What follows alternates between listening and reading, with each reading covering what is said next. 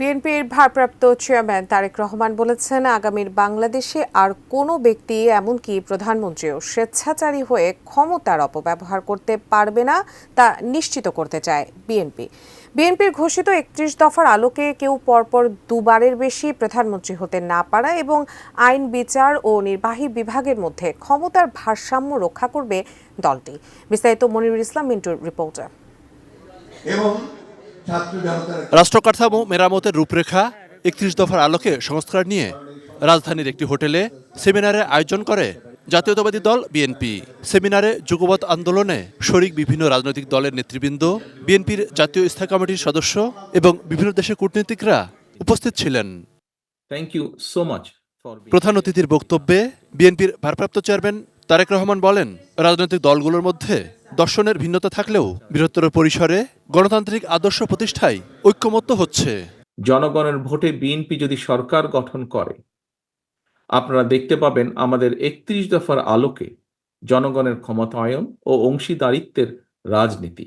আমাদের রাষ্ট্র পরিচালনার ভিত্তি হবে rule of law, human rights and freedom of expression. Awami লীগের মতন পরিবারতন্ত্র বা অলিগার্কি তৈরি হবে না। অ্যান্টিব্যাকটেরিয়াল অ্যাডিটিভ যুক্ত সেরা ওয়াটার ট্যাঙ্ক বিশুদ্ধ পানিতে ব্যাকটেরিয়া জন্মাতে দেয় না। তিনি অঙ্গীকার করেন গতানুগতিক রাজনৈতিক ধারার বাইরে গিয়ে রাজনীতিতে গুণগত পরিবর্তন করার।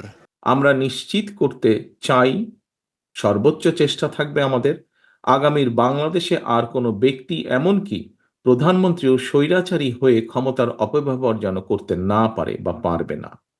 রাষ্ট্রের সর্বোচ্চ পর্যায় থেকে শুরু করে সরকারের প্রতিটি লেভেলে চেষ্টা করা হবে নিশ্চিত করতে কেউ জবাবদিহিতার ঊর্ধ্বে নয়, কেউ আইনের ঊর্ধ্বে নয়। তারেক রহমান বলেন, বিএনপি ক্ষমতায় গেলে স্বাধীন মত প্রকাশের জন্য আর কাউকে হেনস্থা করা হবে না।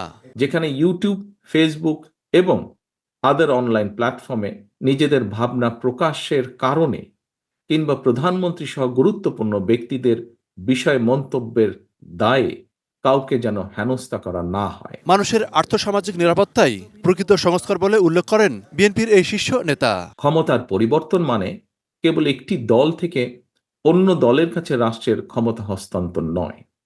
মনিরুল ইসলাম মিন্টু, 18 নিউজ, ঢাকা।